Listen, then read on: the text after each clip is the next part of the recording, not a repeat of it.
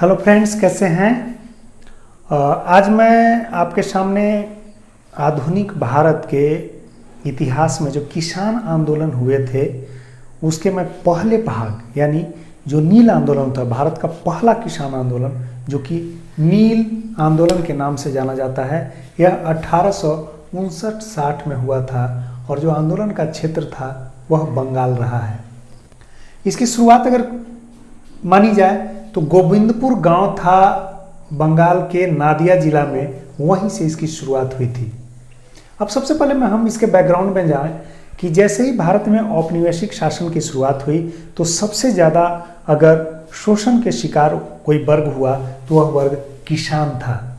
किसानों के साथ नई नई जो टैक्सेशन व्यवस्था थी यानी भू राजस्व की जो नई प्रणालियाँ थी उससे उन पे टैक्स का बोझ बढ़ा और टैक्स के बोझ बढ़ने के बाद उनसे ज़मीनें छीनी जाने लगी।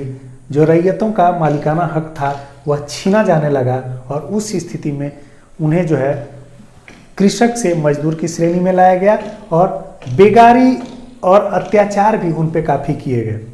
इसका साथ जो है इस शोषण में, इस अत्याचार में औपनिवेशिक शासन को जो साथ मिल रहा था वह उसके प्रशासनिक और न्यायिक व्यवस्था का भी साथ मिल रहा था, क्योंकि न्याय प्रणाली में जो शीर्ष स्थान पर बैठे हुए थे यूरोपीय जजेस थे, तो वहाँ से भी उन्हें लगता था प्रशासनिक व्यवस्था को, या जो जमींदार थे या यूरोपियन जमींदार जो थे या भारतीय जमींदार जिन्हें वह शह मिला हुआ था, तो उस स्थिति में इनके खिलाफ जो शोषण बढ़ा उसी की एक परिणति थी नील आंदोलन जो कि 1859-60 में हुआ। अब हर जो किसान आंदोलन है अपने अपने क्षेत्र के हिसाब से अलग अलग कारणों को समावेशित करेगा, लेकिन जो बेसिक कारण होंगे वह जुल्म और अत्याचार का ही होगा, टैक्सेशन का ही होगा, जबरिया प्रथा का ही होगा। तो ठीक उसी तरह के कारण को समेटने वाला यह आंदोलन था नील आंदोलन। इसमें क्या था कि यूरोपीय नील उत्पादक जो बंगाल के किसान थे उनसे जबरन खेती करवाया करते थे। किसकी खेती? नील की खेती करवाया करते थे। थोड़ी सी अग्रिम राशि, एडवांस राशि दे दिया करते थे और बाजार मूल्य से भी कम पर उनसे एक नील की खेती का जबरिया करार करा लिया करते थे और इस प्रथा का नाम था ददनी प्रथा। ददनी प्रथा।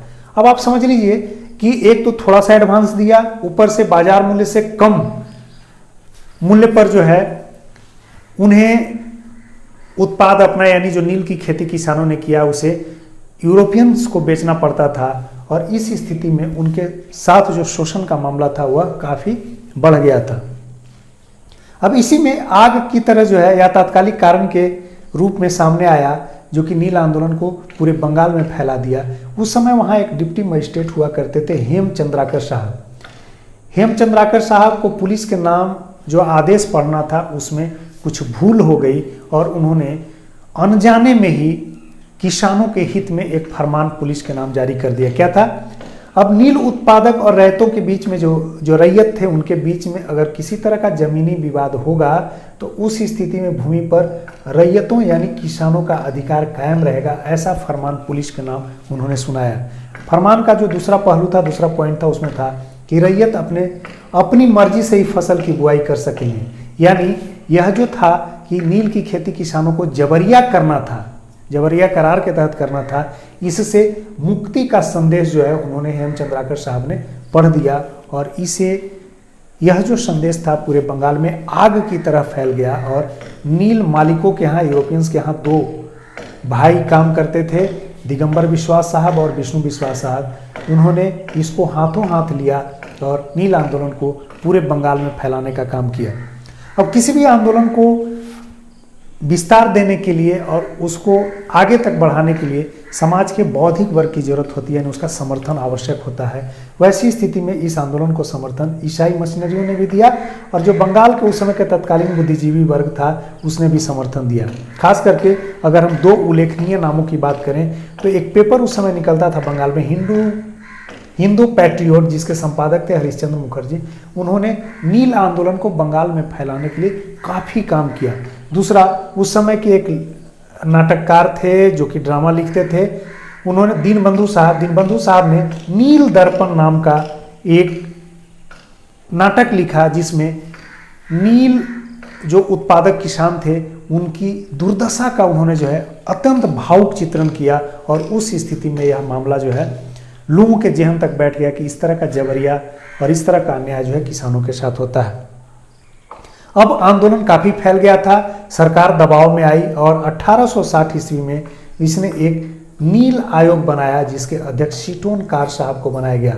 और शीटोन कार साहब के नेतृत्व में जो 4 सदस्यीय जांच समिति बनी जिसका नाम था नील आयोग, उसने रिकमेंडेशन दिया कि जो विवाद जमींदारों यानी यूरोपियन जमींदार और किसानों के बीच में जो उठने वाले विवाद हैं, किसी भी तरह का विवाद, उसका विधि पूर्वक निपटारा किया जाए। और दूसरा, ये किसी भी खेतिहर को यानी रैयत को किसी भी खेती के लिए बाध्य नहीं किया जा सकता है। इस तरह से रिकमेंडेशन के साथ नील आंदोलन के जो तात्कालिक कारण थे वह खत्म हो गए और जबरिया प्रथा जो ददनी प्रथा थी वह समाप्त हो गई। और इस स्थिति में नील आंदोलन 1860 में समाप्त हो गया और यह भारत का पहला कृषक विद्रोह था। तो आपको याद रखने वाली जो बातें होंगी कि नील आंदोलन कब हुआ था, तो 1859 में। एक इम्पॉर्टेंट चीज़, इसका आंदोलन का जो प्रभाव क्षेत्र था वह कौन था, वह बंगाल था।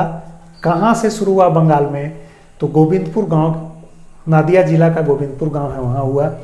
इसमें क्या था कि जबरन खेती कराया जाता था। जो यूरोपियन नील उत्पादक थे वहाँ के किसानों से जबरन खेती कराते थे, एक कारण, और थोड़ी सी अग्रिम राशि दे करके बाजार मूल्य से कम पर ही पहले ही एग्रीमेंट करा लेते थे कि हम ही को बेचना है। और यह जो प्रथा था, जो जबरिया करार था, इस प्रथा का नाम था ददनी प्रथा। यह आपको इम्पोर्टेंट है, याद रखना है।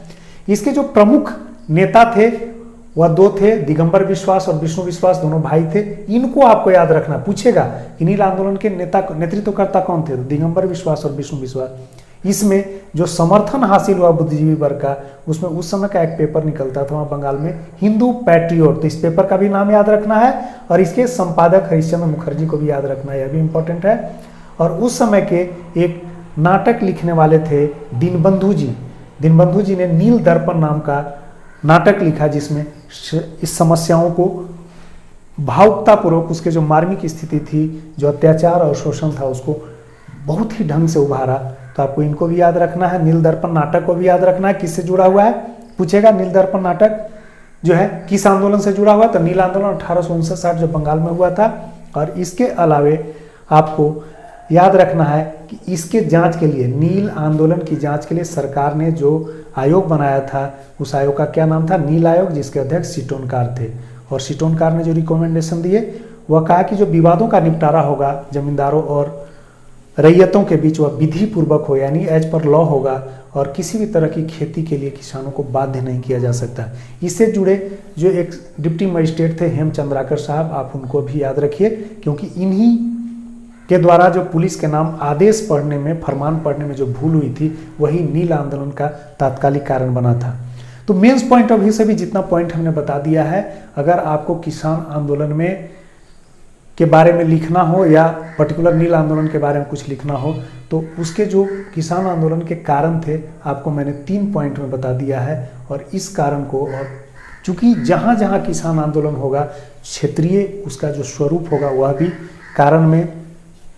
एक कारण बनेगा, और वहाँ पर जो होने वाले उगाहियाँ थी वह भी कारण बनेंगे। तो यहाँ मैंने नील आंदोलन का पर्टिकुलर कारण बता दिया। इस तरह से जो किसान आंदोलन का भाग 1 है उसको हमने देखा, और आगे हम किसान आंदोलन के अन्य भागों को भी देखेंगे।